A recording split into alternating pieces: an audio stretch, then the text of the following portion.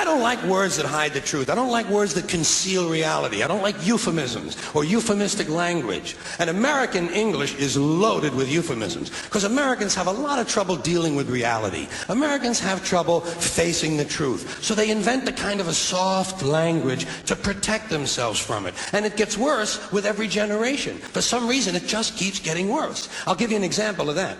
There's a condition in combat. Most people know about it.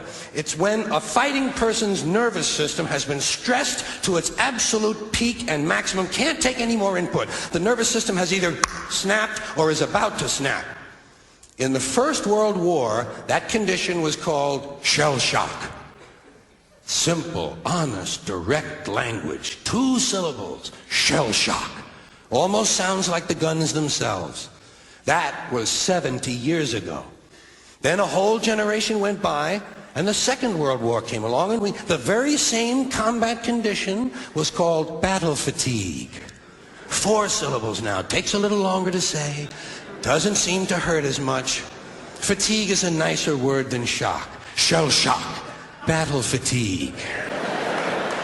Then we had the war in Korea in 1950. Madison Avenue was riding high by that time, and the very same combat condition was called operational exhaustion. Hey, we're up to 8 syllables now. And the humanity has been squeezed completely out of the phrase. It's totally sterile now. Operational exhaustion. Sounds like something that might happen to your car.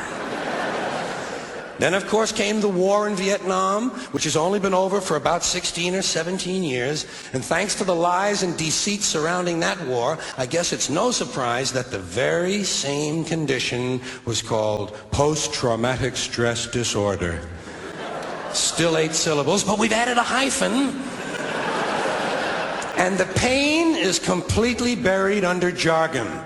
Post-traumatic stress disorder. I'll bet you if we'd have still been calling it shell shock, some of those Vietnam veterans might have gotten the attention they needed at the time. I'll bet you that. I'll bet you that.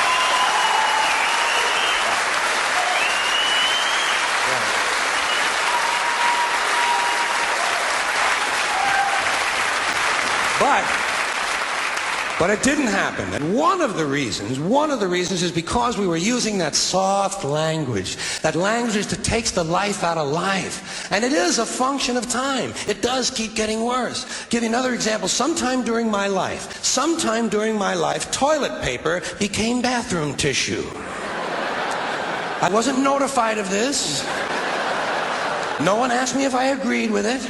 It just happened. Toilet paper became bathroom tissue.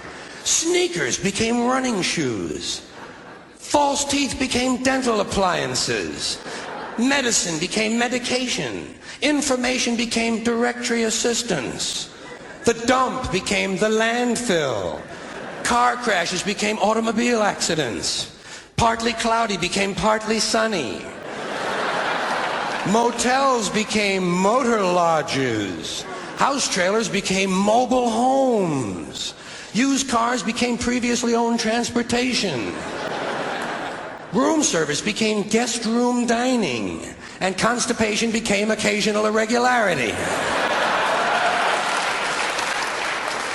When I was a little kid, if I got sick, they wanted me to go to the hospital and see the doctor.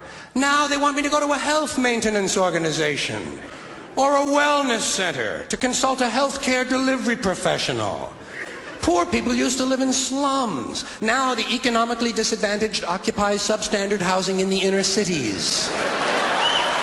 And they're broke. They're broke. They don't have a negative cash flow position. They're fucking broke. Because a lot of them were fired. You know, fired. Management wanted to curtail redundancies in the human resources area. So many people are no longer viable members of the workforce. Smug, greedy, well-fed white people have invented a language to conceal their sins. It's as simple as that. The CIA doesn't kill anybody anymore. They neutralize people. Or they depopulate the area. The government doesn't lie. It engages in disinformation. The Pentagon actually measures nuclear radiation in something they call sunshine units. Israeli murderers are called commandos. Arab commandos are called terrorists. Contra killers are called freedom fighters. Well, if crime fighters fight crime and firefighters fight fire, what do freedom fighters fight?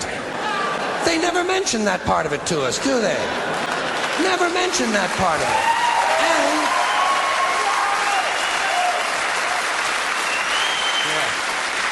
And some of this stuff is just silly. We all know that. Like on the airlines, they say they want a pre-board. Well, what the hell is pre-board? What does that mean? To get on before you get on? They say they're going to pre-board those passengers in need of special assistance. Cripples.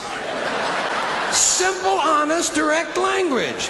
There's no shame attached to the word cripple that I can find in any dictionary. No shame attached to it. In fact, it's a word used in Bible translations. Jesus healed the cripples. Doesn't take 7 words to describe that condition. But we don't have any cripples in this country anymore. We have the physically challenged. Is that a grotesque enough evasion for you? How about differently abled? I've heard them called that, differently abled. You can't even call these people handicapped anymore. They'll say, we're not handicapped, we're handy-capable. These poor people have been bullshitted by the system into believing that if you change the name of the condition, somehow you'll change the condition. Well, hey, cousin, doesn't happen. Doesn't happen. We have no more deaf people in this country, hearing impaired. No one's blind anymore, partially sighted or visually impaired. We have no more stupid people. Everybody has a learning disorder. Or he's minimally exceptional. How would you like to be told that about your child? He's minimally exceptional. Oh, thank God for that. Psychologists actually have started calling ugly people those with severe appearance deficits. It's getting so bad that any day now I expect to hear a rape victim referred to as an unwilling sperm recipient.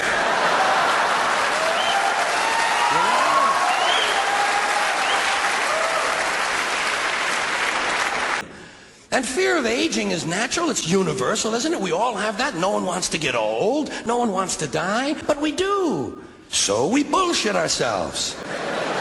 I started bullshitting myself when I got to my 40s. As soon as I was in my 40s, I'd look in the mirror and I'd say, well, I guess I'm getting older.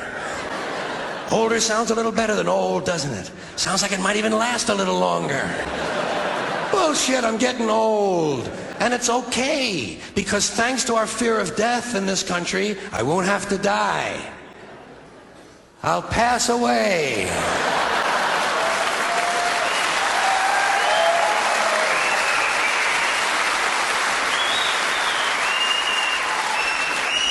Or I'll expire like a magazine subscription. If it happens in the hospital, they'll call it a terminal episode.